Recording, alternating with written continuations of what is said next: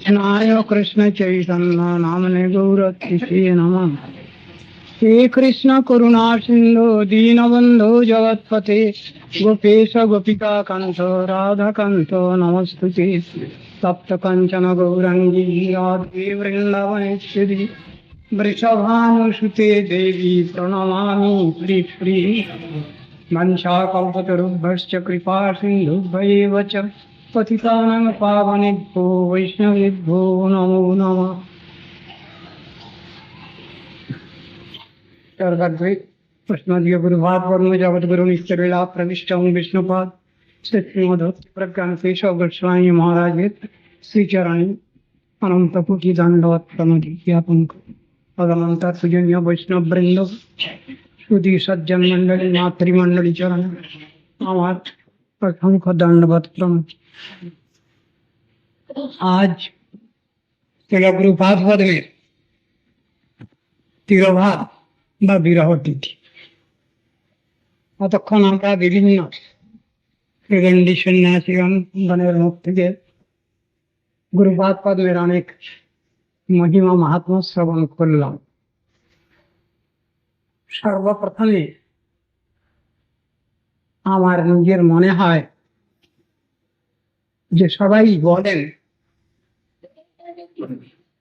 যে গুরুদেবের কাছে অনেকদিন থাকলে বহু শিক্ষার বিষয় হয়, কিন্তু সময় নষ্ট হয়েছে। তিনি চলে গেছেন, তার কোথাও অভাব বলে কিছুই মনে হয় না।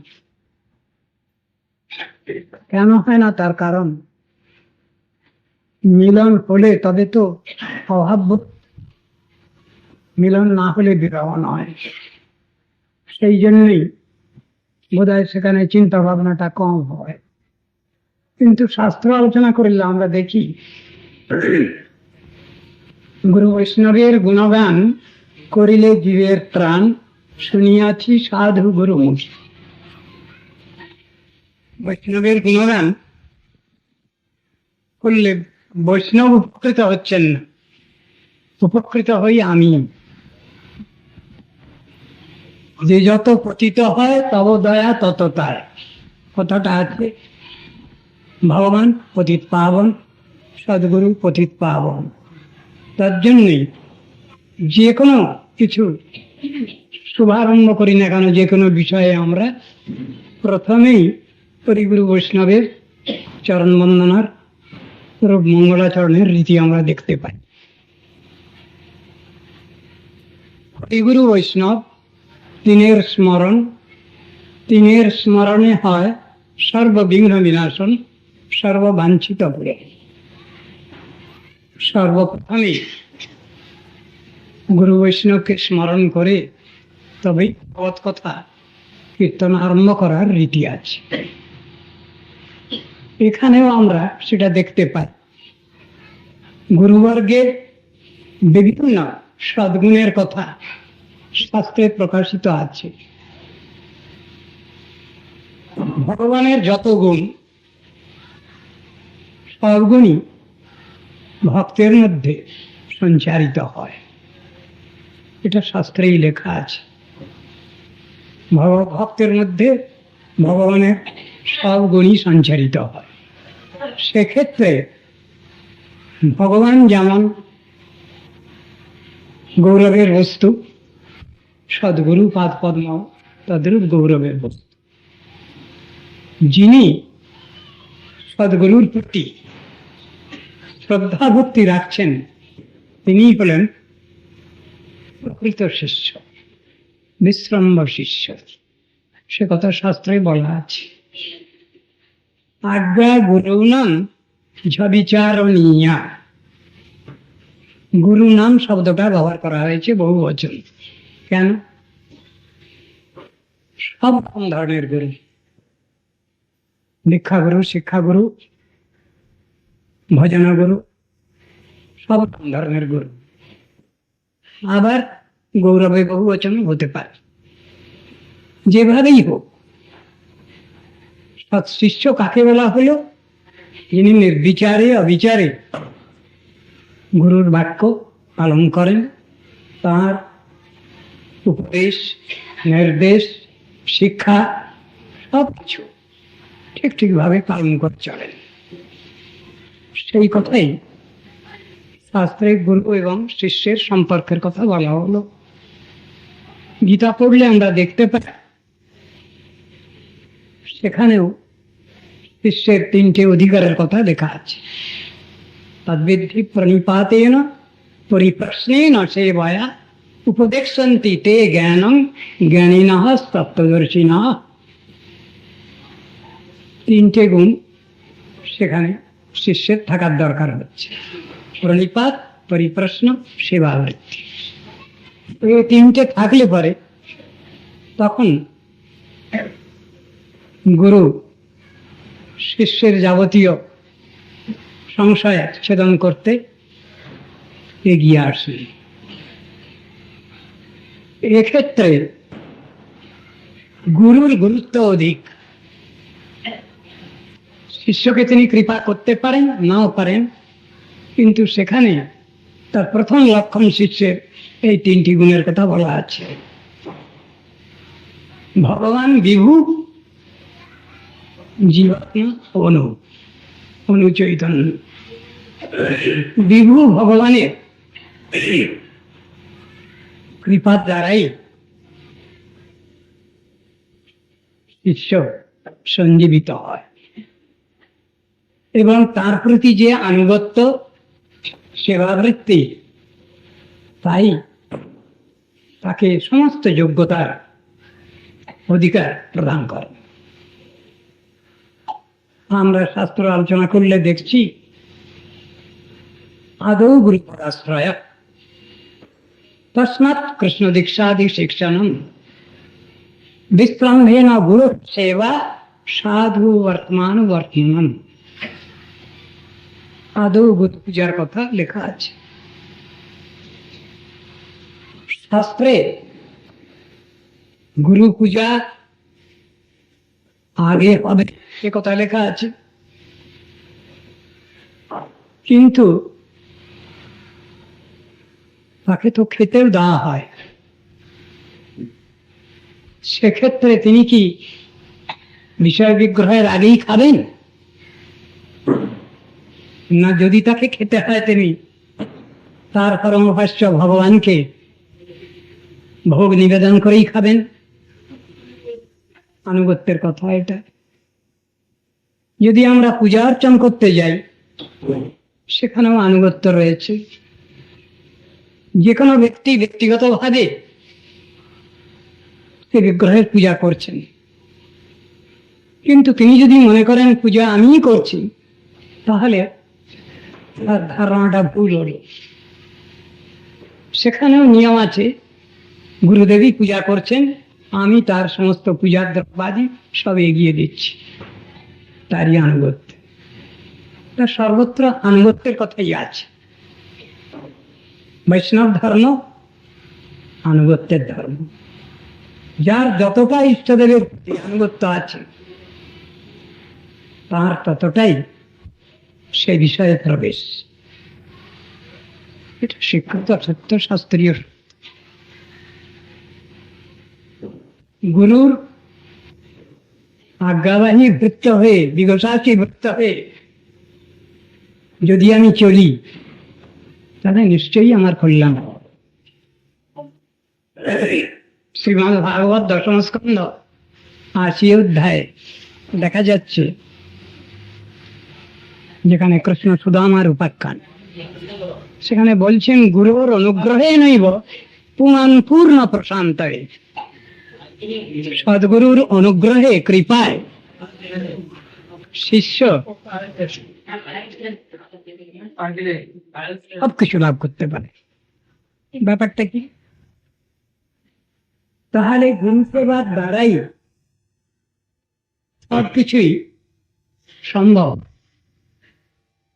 এখানে কিন্তু ভগবানকে বাদ দিয়ে ভগবত শিক্ষা, ভগবত সেবা শিক্ষা। ভগবান নিজে বলছেন আমার ভক্ত আমার সব থেকে প্রিয়, ভক্ত তো সবসময় বলে বসে আছেন ভগবান ছাড়া আমার কেউ নেই এই সংসারে। তার বহুতর আত্মীয় স্বজন থাকলেও তিনি বলছেন ঠাকুর তুমি আমার সব। কিন্তু ভগবান বলছেন আমারও ভক্ত ছাড়া কেউ নেই। এইটাই শুনতে আশ্চর্য লাগে। প্রমাণিত হয় কি ভগবান ভক্ত ছাড়া নন, আবার ভক্তও ভগবান ছাড়া নন। আমার পূর্ববর্তী এক ভক্তি মহোদয় একজন বলেছেন যে ভগবানকে নিয়েই সবকিছু, তার সঙ্গে ভক্ত আছেন, ভক্তি আছেন, সবকিছু সমস্ত তত্ত্বটা নিয়ে অল ইনক্লুসিভ ওয়ান, সেই শিক্ষাটা দেওয়া হয়েছে। তো ভগবান তো কখনো ভক্ত ছাড়া নন, আবার ভক্তেরও উদাহরণ তিনি ভগবান ছাড়া নন। সদ্গুরুর যে মহিমা মাহাত্ম্য জগতে প্রকটিত আছে তার প্রত্যেকটি বিচার খুব সুন্দর। বৈষ্ণবের 26টি লক্ষণের কথা শাস্ত্রে বলা হলো। কৃপালু, অকৃতদ্রোহ, সত্যসার, সম, নির্দোষ, বদান্য, মৃদু, শুচি, অকিঞ্চন, সর্বোপকারক, শান্ত, কৃষ্ণৈক শরণ, অকাম, নিরীহ, স্থির, বিজিত ষড়গুণ, মৃতভূক, অপ্রমত্ত, মানদ, অমানী, গম্ভীর, করুণ, মৈত্র, কবি, দক্ষ, মৌনী। এই 26টি লক্ষণে যুক্ত সদ্গুরু। সেখানে এই 26টি গুণের মধ্যে শ্রেষ্ঠ যে গুণ তাকে বলছেন কৃষ্ণৈক শরণ। তিনি ভগবানকে ছাড়া আর কাউকে জানেন না, বোঝেন না। বহু আত্মীয় স্বজন তার থাকলেও তিনি জানেন ভগবানই আমার একমাত্র আত্মীয়, তিনি পরম ভজনীয় বস্তু। এটা তাকে বলতেই হবে। তিনি নিজে ওটা বিশ্বাস করেন, নির্ভর করেন এই তত্ত্বের উপর, আবার তার অনুগত সকলকেই এটা শিক্ষা দেন। সাধু দু রকম শাস্ত্রে বলা হলো, এক ভজনানন্দী বা বিবিক্তানন্দী, আর এক গোষ্ঠানন্দী। শ্রীমদ্ ভাগবত আলোচনা করলে আমরা দেখতে পাই প্রহ্লাদ মহারাজ তিনি গোষ্ঠানন্দী ছিলেন। এটা তার নিজের বিচার থেকেই বুঝতে পারা যায়। তিনি নিজেই বলছেন মৌনং চরন্তি বিতনে ন পরার্থ নিষ্ঠা প্রায় দেবংনয় সবিমুক্তি কাম মৌনং চরন্তি বিজনে ন পরার্থ নিষ্ঠা। তার এই উক্তি থেকে বোঝা যায় যে তিনি নিজে গোষ্ঠানন্দী ছিলেন। বিবিক্তানন্দী আর গোষ্ঠানন্দীর মধ্যে পার্থক্যটা কি? বিবিক্তানন্দী ভজনানন্দী তিনি তো ঠাকুরের চিন্তা ভাবনায় তন্ময়, তদ্গত চিত্ত, কিন্তু তিনি আর দশজনকে তার এই সাধন ভজনের কথাটা বলছেন না। আপন ভজন কথা না কহিবে যথাতথা, নরোত্তম ঠাকুর বলছেন কথাটা। সেখানে ভজন কথা যেটা, সেটা সকলের কাছে বলতে হয় না। কিন্তু সাধারণ যে আইন কানুনগুলো আছে, সাধন ভজন পদ্ধতি আছে, সেগুলো বললে দোষ নাই। আর অনধিকারীকে যদি ওটা বলা যায়, সে ওটাকে মানবে না, তার মাথায় ওটা ঢুকবে না। সেই জন্য তারা কল্যাণ করা হয় পরোক্ষভাবে। সকলকে সবটা বলা চলবে, এখানে অধিকার বিচার আছে। গোষ্ঠানন্দীয় নিত্য সিদ্ধ নিত্য মুক্ত মহাত্মা, জগতের মহাত্মা নন। জগতের লোক যাকে মহাত্মা বলছেন তিনি দুরাত্মা হতে পারেন। বহুনাং জননামন্তে জ্ঞানবান মাং প্রবদ্ধতে বাসুদেব সর্বনীতি স মহাত্মা সুদুর্লভ। একে মহাত্মা বলেছেন। নারায়ণ মায়ং ধীরা পশ্যন্তি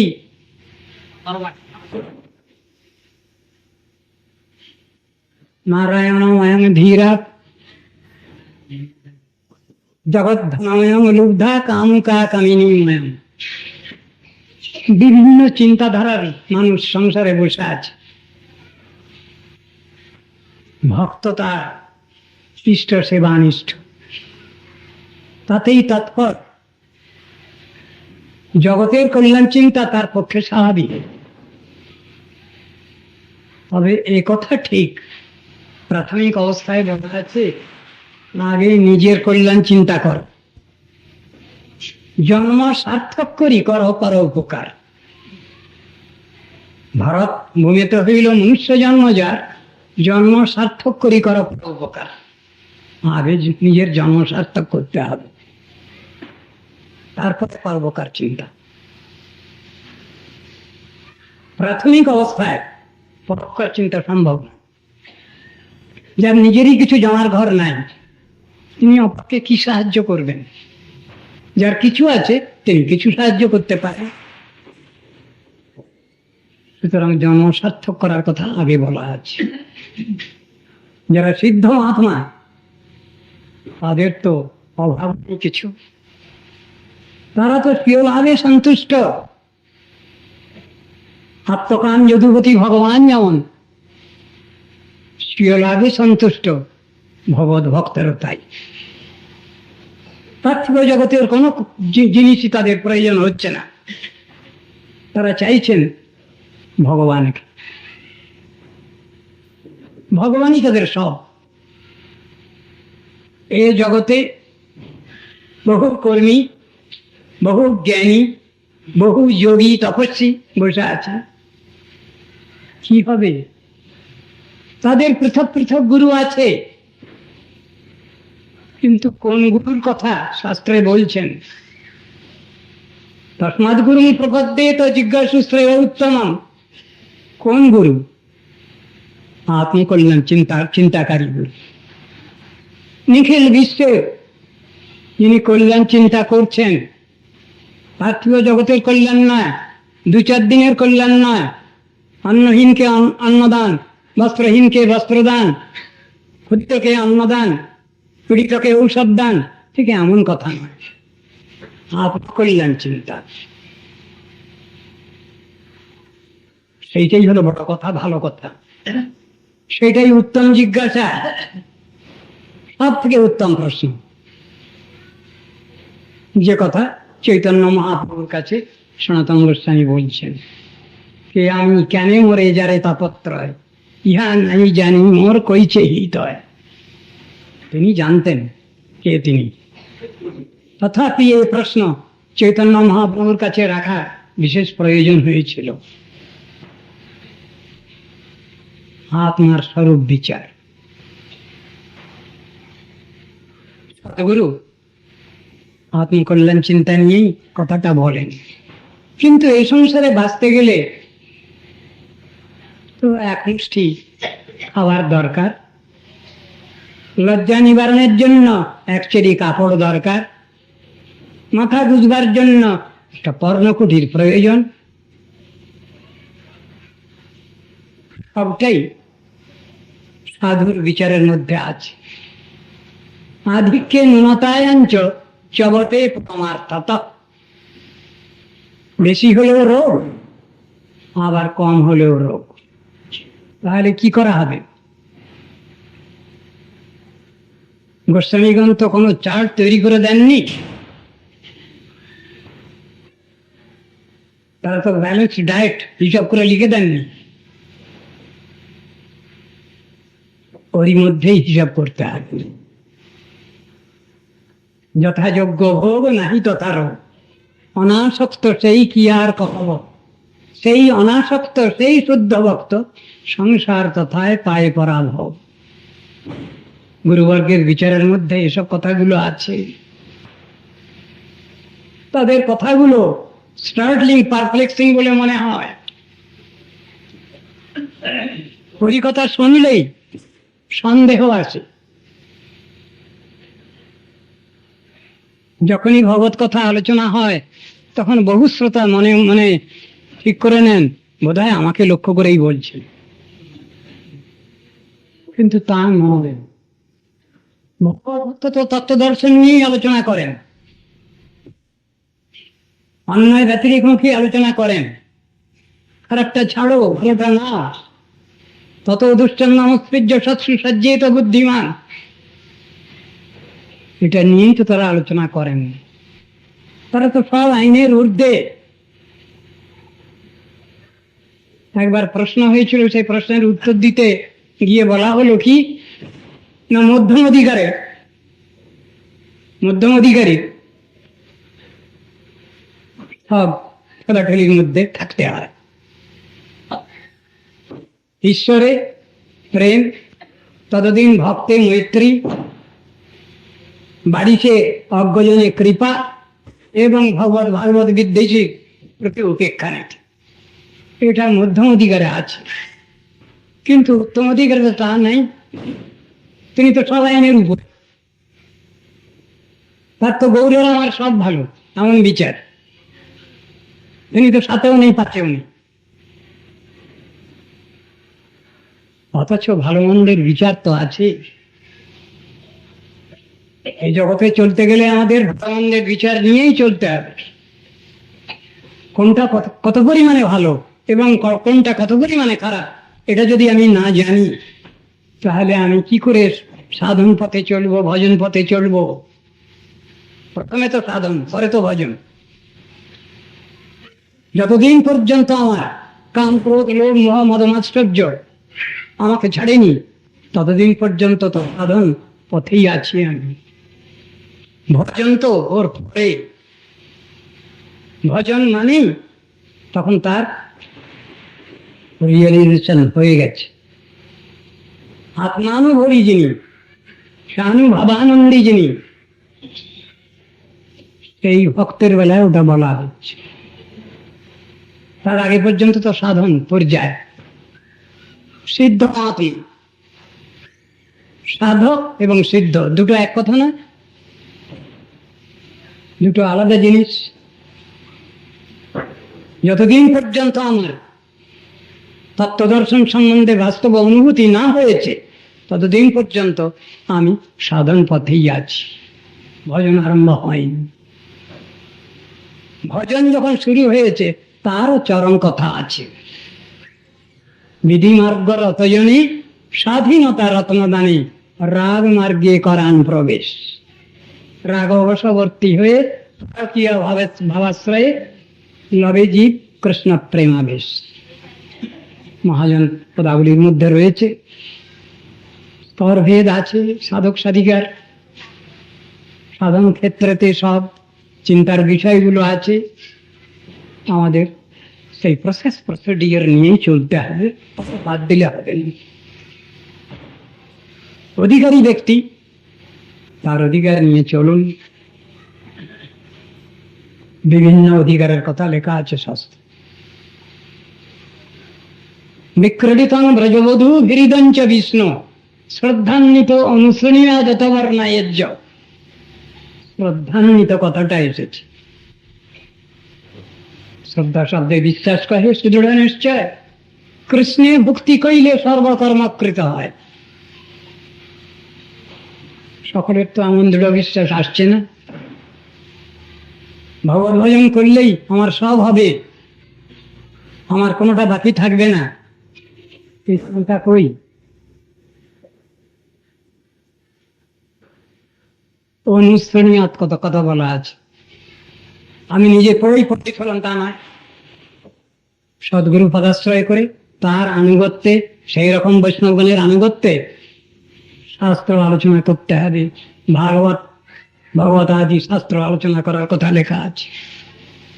যদ্বা তদ্বা কবির ক্ষেত্রে আমরা তাই দেখতে পাই, যেখানে বলছেন দামোদর প্রভু যদ্বা তদ্বা কবিকে বলছেন, যাও ভাগবত পড়ো বৈষ্ণবের স্থানে, একান্ত আশ্রয় করো চৈতন্য চরণে, চৈতন্যের ভক্তগণের নিত্য কর সঙ্গ, তবে তো জানিবা সিদ্ধান্ত সমুদ্র তরঙ্গ। সুতরাং সব উপদেশগুলো তো আমাদের জন্যই আছে, আমাদের না, আমার জন্য। মরদেহ লাফড়া ব্যঞ্জনে, পিঠাপানা দেহ ভক্তগণে, এই কথাটা আমার জন্যই লেখা আছে। বৈষ্ণবদের দিতে হবে পিঠাপানা, ভালো ভালো প্রসাদ দিতে হবে, আর আমি লাফড়া ব্যঞ্জন দিয়ে প্রসাদ পাবো। এটা তো আমার জন্যই লেখা। শাস্ত্রে যত উপদেশ নির্দেশ সব আমার জন্য আছে। এই বিচার যিনি বা যারা করতে পারবেন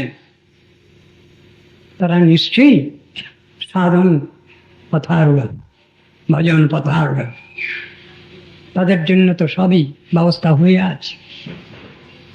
সাধারণ মানুষের জন্যই কল্যাণ চিন্তা করেছেন বেশি ভগবান। শাস্ত্র তাদের জন্যই বিশেষভাবে, শাস্ত্রের সব নির্দেশ সেটাকে অবলম্বন করে সাধুগুরু বৈষ্ণবের আনুগত্যে সাধন ভজন পথে অগ্রসর হবেন, সেই কথা বলা আছে। গুরুপাদ প্রতিমের যেসব শিক্ষা, অতিমর্ত শিক্ষা, তার প্রতিটি ব্যাপারেই অদ্ভুত ধরনের শিক্ষা। সেই শিক্ষাগুলো যখন আমরা চিন্তা ভাবনা করি অবাক হতে হয়। একজন লোক সব দিক বজায় রেখে কি করে তিনি তার মঠ মন্দির চালিয়েছেন, আশ্চর্য লাগে।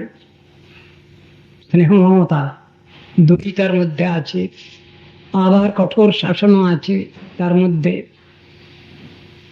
উদাহরণ দেওয়া যেতে পারে, শাস্ত্রে যেমন আছে, চৈতন্য চরিতামৃতে আমরা একটা শ্লোক পাই, সভক্তানাম নৃকেশ্বরী কিশোরী ও সপতানাম অন্যেষাম উগ্র বিক্রম উগ্রপি অনুগ্র এবায়ম সভক্তানাম নৃকেশ্বরী কিশোরী ও সপতানাম অন্যেষাম উগ্র বিক্রম। স্নেহ মমতা তো তাদের থাকবেই স্বাভাবিক, জীব কল্যাণের জন্য প্রয়োজন। সাধন ভজন করতে আসে তো মঠ মন্দিরে বহু ব্যক্তি, তাদের প্রতি স্নেহ মমতা না থাকলে তারা সাধন ভজন করবে কি করে? স্বাভাবিকভাবেই স্নেহ তাদের থাকবেই, এটা। কিন্তু তিনি আমার শুধু খাওয়া পড়ার ব্যবস্থাই করলেন, আপন কল্যাণ চিন্তা আমি বুঝি না, আমি করলাম না, সেখানে কি কল্যাণ হয়?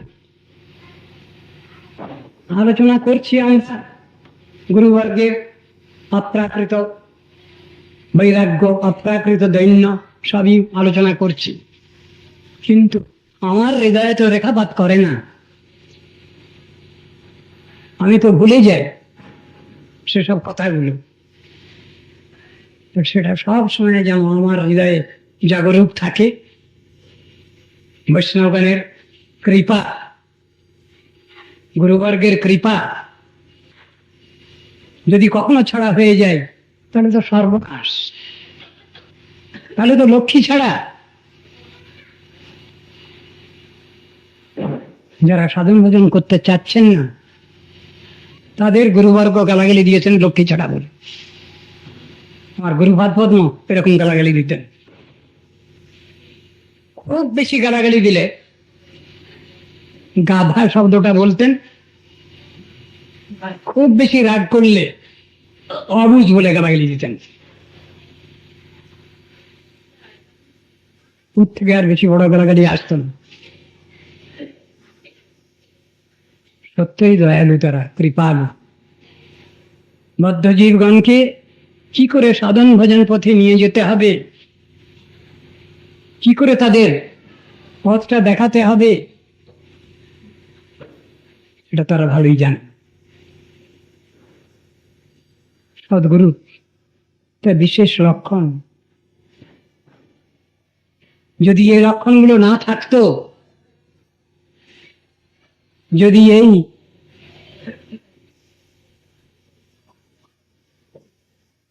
ভজনানন্দী না হয়ে যদি গর্থানন্দী তারা না হতেন, তাহলে আমাদের অবস্থা কি হতো? এইটাই চিন্তার কথা। আমরা তাহলে নিশ্চিহ্ন হয়ে যেতাম, আমাদের অস্তিত্ব লোপ পেয়ে যেত। তাদের যে অসীম কৃপা, সেই কৃপা আমরা সব সময় যেন মনে রাখতে পারি। আপনারা আমাকে সেই রকম আশীর্বাদ করবেন। সমস্ত গুরুবর্গকে, সমস্ত বৈষ্ণববর্গকে ঠিক ঠিকভাবে মান সম্মান দিয়ে নিজের সাধন পথে যেন চলতে পারি, আমি সমস্ত রূপাঙ্গ সারস্বত গৌড়ীয় বৈষ্ণব গুরুবর্গের নিকট আমি আমার এই প্রার্থনা রেখেই আমার সংক্ষিপ্ত ভাষণ শেষ করছি এখানে। মঞ্চা কল্পতরুভ্যশ্চ কৃপা সিন্ধুভ্যৈব পতিতানাং পাবনেভ্যো বৈষ্ণবেভ্যো